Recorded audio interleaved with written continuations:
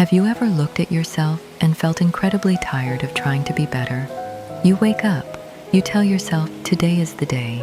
Today I am going to be disciplined. Today I am going to change. You push yourself. You fight your own mind.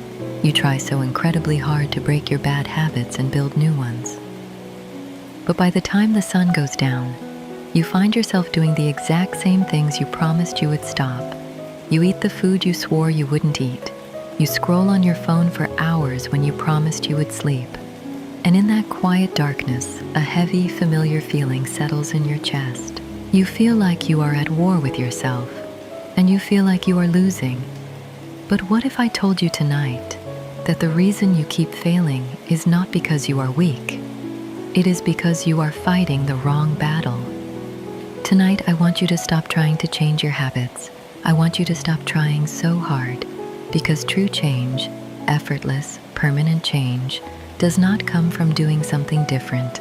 It comes from becoming someone else. James Clear explains that behavior change is like an onion. It has 3 distinct layers. The outermost layer is your outcomes. This is what you get: losing weight, writing a book, making money. Most of us start here. We set a goal. We try to change our results. The middle layer is your processes. This is what you do, your habits: going to the gym, waking up early, reading 10 pages a day. This is better, but it still requires a massive amount of willpower. But the deepest, most powerful layer, the very center of the onion, is your identity. This is what you believe: your worldview, your self-image, your judgments about yourself and others. Most people try to change their habits by focusing on what they want to achieve. They build outcome-based habits. But the secret to unlocking an entirely new life is building identity-based habits. Imagine 2 people who are trying to quit smoking. They are standing outside and someone offers them a cigarette. The first person shakes their head and says, "No thanks, I am trying to quit." It sounds like a reasonable response. It sounds responsible. But listen closely to the hidden belief inside those words. That person still believes they are a smoker. They believe they are a smoker who is sacrificing something they want, hoping their behavior will eventually change who they are. They are relying on pure willpower to fight their own identity, and willpower always runs out. Now, listen to the second person. Someone offers them a cigarette and they simply smile and say, "No thanks, I am not a smoker." It is a tiny difference in words, but it is a monumental shift in the soul. The second person no longer identifies with the old habit. Smoking is a part of their past life. It is not who they are anymore.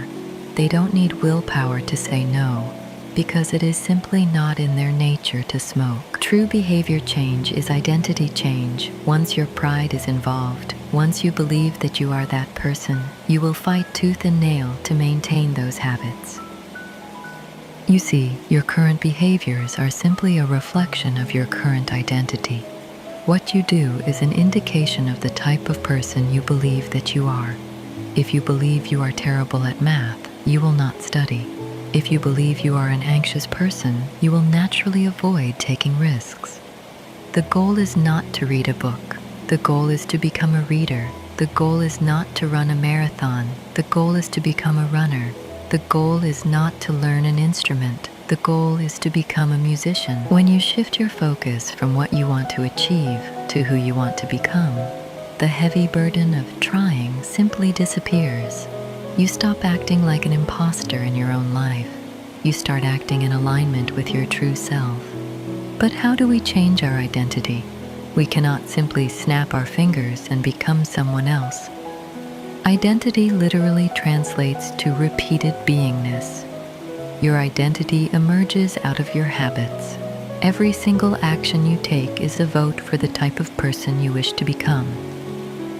If you make your bed today, you are casting a vote for a person who is organized. If you write one sentence, you are casting a vote for a person who is a writer. If you take one deep breath instead of yelling, you are casting a vote for a person who is peaceful.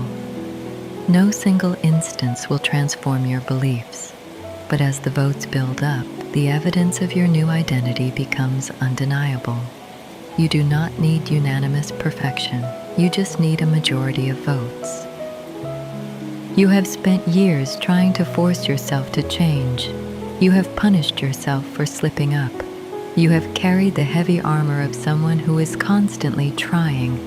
Tonight, I invite you to take that armor off. You don't have to fight yourself tomorrow. You simply have to ask yourself one question. Who is the type of person that could get the result I want? And then cast one tiny vote for that person. If this message helped you let go of that heavy burden, consider subscribing. We will be here, casting votes together, becoming the people we were always meant to be. Close your eyes. Meet your new self in the morning. Good night.